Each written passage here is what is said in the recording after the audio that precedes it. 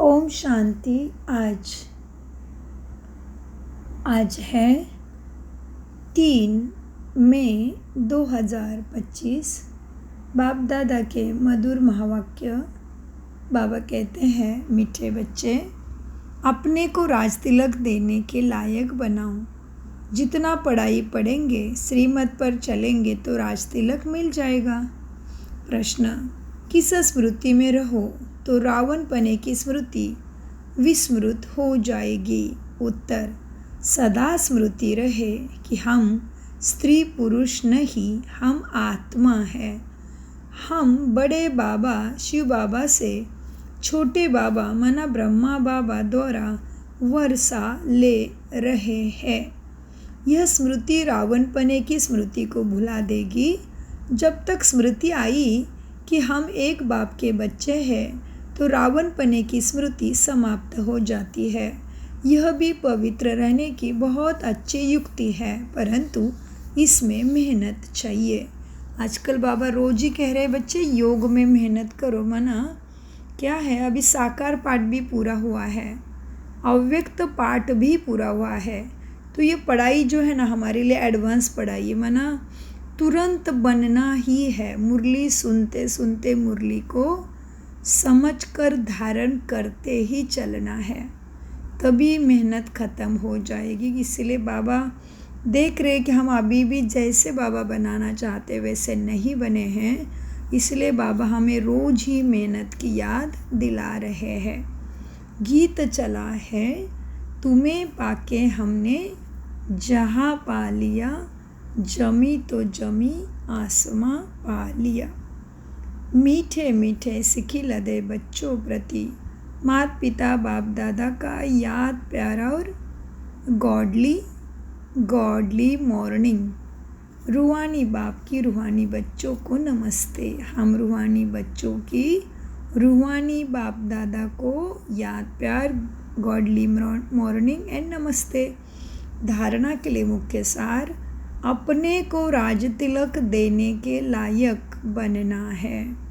सपूत बच्चा बनकर सबूत बाबा के पढ़ाई का सबूत देना है। चलन बड़ी रॉयल रखनी है, बाप का पूरा पूरा मददगार बनना है। हम स्टूडेंट हैं, भगवान हमें पढ़ा रहे हैं। इस खुशी से पढ़ाई पढ़नी है, कभी भी पुरुषार्थ में दिल से कष्ट नहीं बनना है।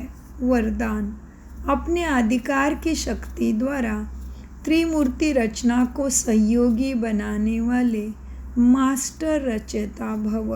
विस्तार, त्रिमूर्ति शक्तियाँ मन, बुद्धि और संस्कार, यह आप मास्टर रचयिता की रचना है। इन्हें अपने अधिकार की शक्ति से सहयोगी बनाओ। जैसे राजा स्वयं कार्य नहीं करता, कराता है। करने वाले राज्य कारोबारी अलग होते हैं, ऐसे ही आत्मा भी करावनहार है।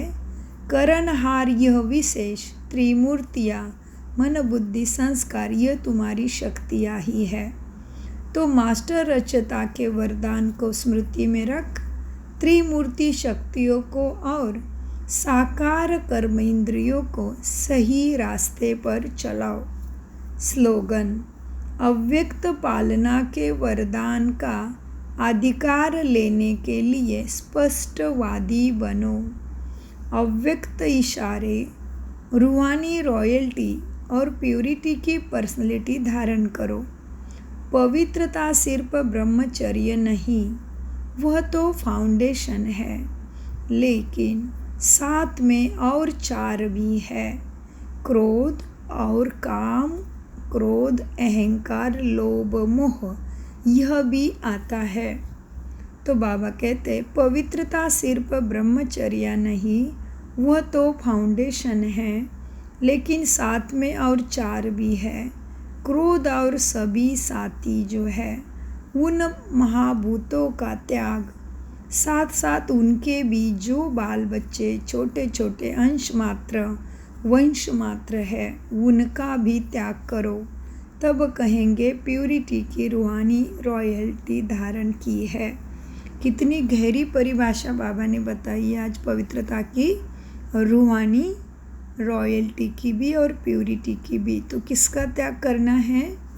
5 महाभूतों के साथ साथ उनके बाल बच्चे, छोटे छोटे अंश और वंश, क्योंकि वंश से ही फिर क्या बनता है? अंश से वंश बनता है पूरा का पूरा।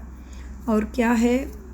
काम, क्रोध, लोभ, मोह, अहंकार, महाशत्रु महाभूतों के साथ ईर्ष्या, निंदा, बदले की भावना, जलसी, आलस्य, डर, हर बात में निगेटिव रहना, भय व्यक्त करना, अपने ऊपर भरोसा नहीं, दूसरे के अंदर में देहाभिमानी दुर्गुण को देखना, ऐसे उसके अंश और वंश को अपने आप में चेक करना है। सबके मन, बुद्धि, संस्कारों की बीमारी अलग अलग है। तो इसीलिए अपने को अभी क्या करना है? रूहानी रॉयल्टी धारण करनी है। ओम शांति, ओम शांति, ओम शांति। मीठे प्यारे बाप दादा का अनगिनत पदम गुना शुक्रिया, शुक्रिया, शुक्रिया। ओम शांति। मीठे बाबा का शुक्रिया।